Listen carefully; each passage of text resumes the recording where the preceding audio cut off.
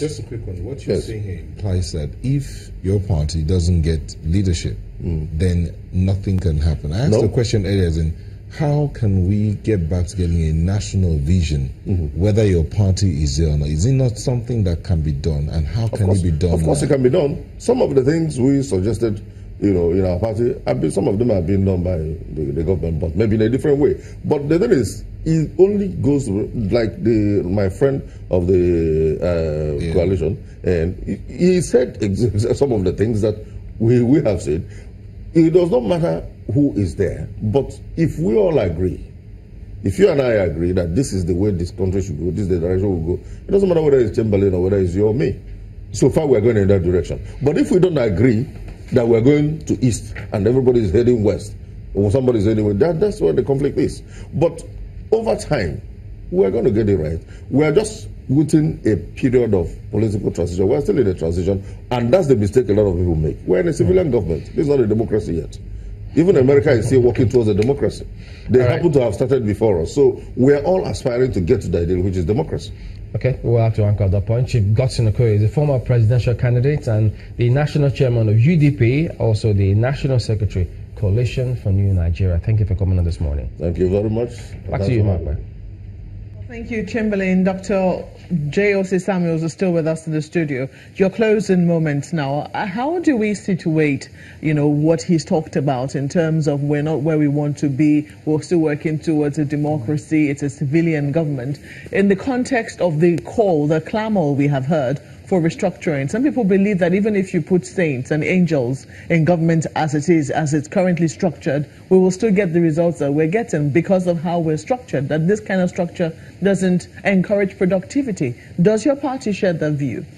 All right. Okay. I think what I've been lacking in this country, I tend to agree with some of the things that he was sharing there, is that visionary leadership.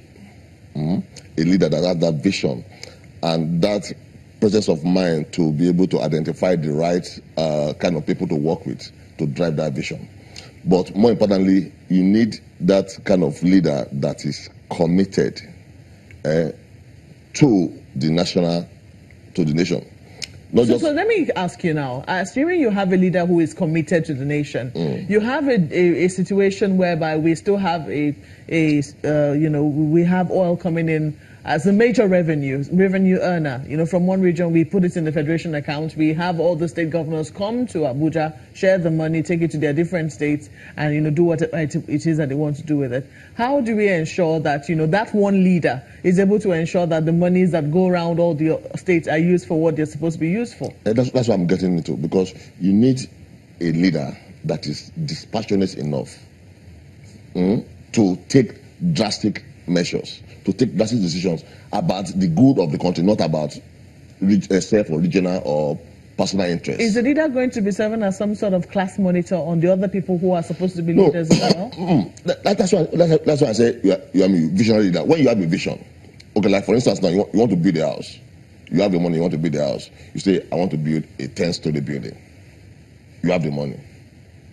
You have set the vision. That's what the next thing you'll be looking at is the architect that can deliver to you that 10-story building the way and manner you want it. It doesn't make you a detector. This is our country. We need a leader that, okay, right from the get-go, I want this country to be economically viable, to be secure, to be able to provide employment. So you have no thoughts? Your party has no thoughts on restructuring? No, of course we do. Let's quickly hit it then. So we believe that this country needs to be restructured. We believe in true and physical federalism. Along what lines? Okay. So, and the way we're going to be looking at it is, because because people tend to dwell more on the politics of restructuring rather than the economics or the benefits to all. Because when you say restructuring, it becomes a thorny issue, because people from the south see it as resource control, and people from the north are saying that, they are going to be cheated. But the way the approach I'm going to be approaching is all those items on the legislative and the concurrent list will have to be debated and what's the word, addressed, to the point that we want to make all the federation units they will love because I mean all the federal unions in Nigeria, all the different states, they have human and natural resources that can self-sustain even beyond oil. So the approach of the party will be to the extent that making restructuring attractive. Because if you, for instance, a state like Pt.2 state, for instance, have enough resources. For instance, potato, for instance, a kilogram of potato is more expensive than a barrel of crude oil in the international market. And Pt.2 state is one of the regions in this world that can produce potato year in, year out. So when you bring out those potentials that exist in the particular state, and I'm just talking about one resources now, you have other non-oil resources in Pt.2 state. Let them see that, okay, you can produce this, you can do this. And then what would happen is that you don't have to depend on the what they're getting from oil.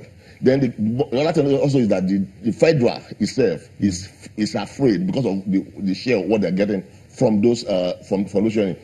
Dr. Samuels, in view of the current kind of political climate in the country today, when you look at all the political parties ahead of the next elections, do you think that political unity is actually achievable? When you consider that, you know, we talk about this ad nauseum, that the political parties are largely driven by self-interest.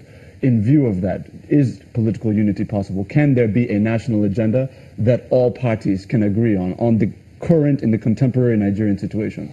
Of course, it's possible. And one of the easiest ways to achieve is that we have to talk to every Nigerian.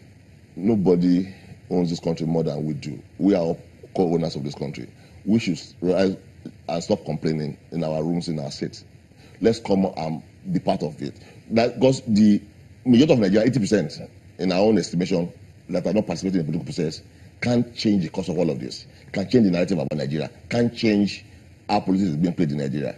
And then we'll be able to achieve that, because we have just kind of resigned to our fate and left the government of this country into just APC or PDP. No, it shouldn't be like that. Those of us that have been not participating in the party politics, we have more voice, we have more at stake in this country than them. We should just not resign to our fate and just put our hands and say, they've finished this country and all of that. We can achieve political unity if we all put our hands on deck in the governance of this country. Well, now you are participating in politics. You're no longer one of us who is just an observer. Well, we have to thank you most kindly for coming on Sunrise Daily. Dr. Osi-Samuel is the National Chairman of Alliance for New Nigeria. Sunrise Daily continues in a moment. Please stay with us.